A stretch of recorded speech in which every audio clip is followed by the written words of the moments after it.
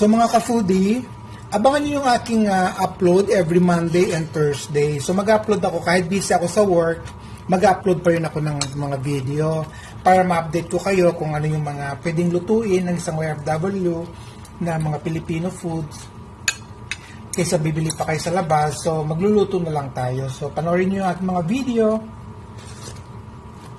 at garantisado may mga matututunan kayong mga masasarap na recipe natin. Tulad na ito, panoorin niyo siya. Ito na siya. Ito yung gagamitin natin mustasa. Binili natin ito sa Pinoy Market dito sa Middle East. So, kapag na-miss nyo kumain ng mustasa, punta lang kayo sa mga Pinoy Market, may mga makikita kayong mga mustasa. So, itong mustasa na to bagay ito sa sinigang na isda. Sa baboy kasi, hindi ko lang alam kung masarap ito. Pero sa isda kasi ginagamit to sa miso dati. So, pagka fish, mas masarap siya, promise. Ganyan lang siya kasimple. Pagkatapos ihahalo natin to mamaya sa ating sinigang na isda. So, ang gagawin natin mga ka-foodie, maglalagay lang tayo ng tubig dito sa ating kasirola. So, nasa inyo na kung gaano kadami ang gusto nyong tubig dahil nga nasa inyo yan, kayo naman ang kakain. Pagkatapos ilagay na natin yung ating sibuyas. Sa sibuyas naman kahit anong hiwa nilagay nyo, okay lang yan. And then maglalagay tayo ng luya pampatanggal ng lansa sa ating isda. Yung bawang, dinigdik ko lang siya, buo na ko siya ilalagay.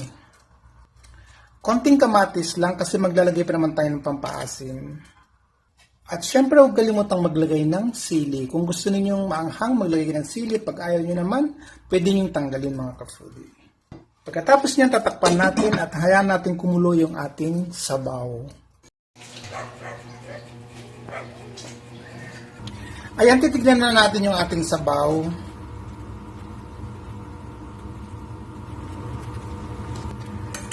So, kapag ganito na yung ating gulay-gulay, yung ating sibuyas, bawang, ginger, pag naamoy na natin na medyo luto na sila, pwede na natin ilagay yung ating isda. So, meron ako dito 2 pirasong isda lang. Ito yung tuna slice, 2 lang siya. So, ito ay hapunan ko at saka tanghalian ko bukas sa aking trabaho. Ayan.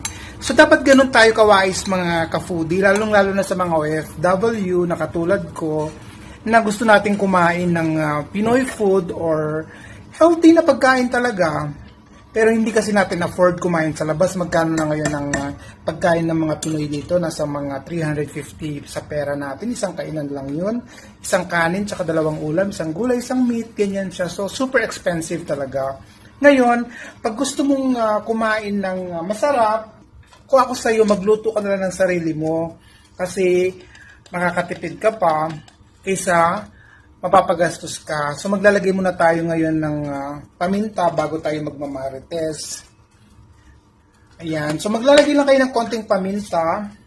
Mas maganda yung durog para higupin na lang ninyo. And then maglalagay tayo ng salt. So sa salt naman, nasa inyo na yan kung gaano kadami ang salt ang gusto niyo. Ako kasi konting salt lang yan. Pwede kayong maglagay ng fish sauce kung gusto niyo. O baka may inaantay pa kayong lalagay ko na broth na yan. Wala ko ilalagay ng mga cubes. Nasa inyo na yan kung gusto nyo maglalagay ng cubes.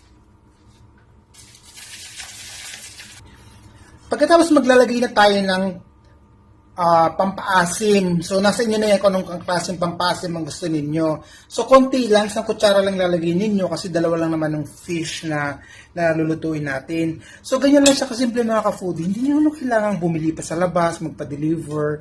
Kung kaya nyo naman magluto, para mas makatipid kayo, mas maitatabi nyo pa yung pera ninyo, magluto na lang kayo. And pagkatapos nyan, pakukulan natin na siya ngayon ng 10 minuto dahil nga isda ito. So ang isda dapat pinapakulan nyo ng 10 to 15 minutes mga ka-foodie. So yan, babalikan natin siya after 10 to 15 minutes. Ayan, after 10 minutes mga ka-foodie, ayan na yung ating sinigang. So kung nakikita ninyo dito, umapaw siya kanina kasi nilagay ko ng maga yung ating pampasim. Pero usually kasi dati ginagawa ko, pinapahuli ko kasi umaapaw naman talaga. So mag-ingat lang kayo kung gusto niyo ng maaga yung ilagay kasi gusto ko maaga lang siya para masipsip ng laman ng isda yung ating pampaasim, umapaw kanina. So mag-ingat lang kayo. Abangan ninyo ang pag-apaw niya kapag nilagay na ninyo. Okay? So ngayon, dahil kumulo na siya, ilalagay na natin yung ating mustasa. Ayan. Ito yung ating mustasa. Ilalagay na natin.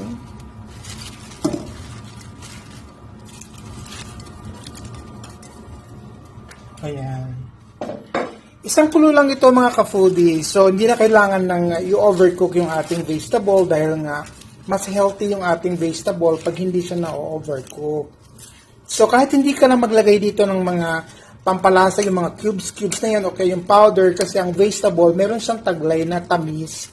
So, masasarap yung ating pagkain kahit wala ng mga ibang chemicals. So, dapat bawas-bawas tayo sa mga chemicals, mga ka-foodie. Ayan. Ngayon, bibigyan ko kayo ng idea.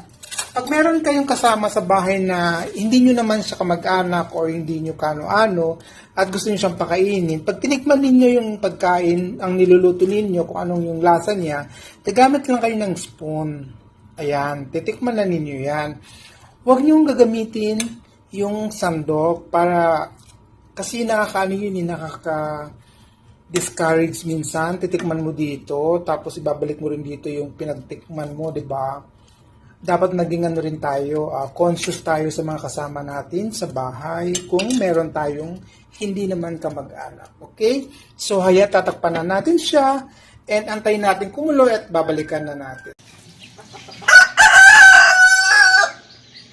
Ayan, pagkakulo ng ating sabaw, ayan, okay na ito.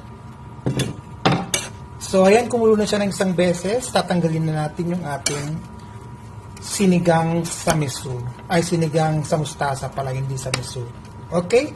So, kakain na tayo mga ka-foodie. Kung hindi ka pa nakapag-subscribe sa akin channel, please don't forget to click subscribe, like, and share.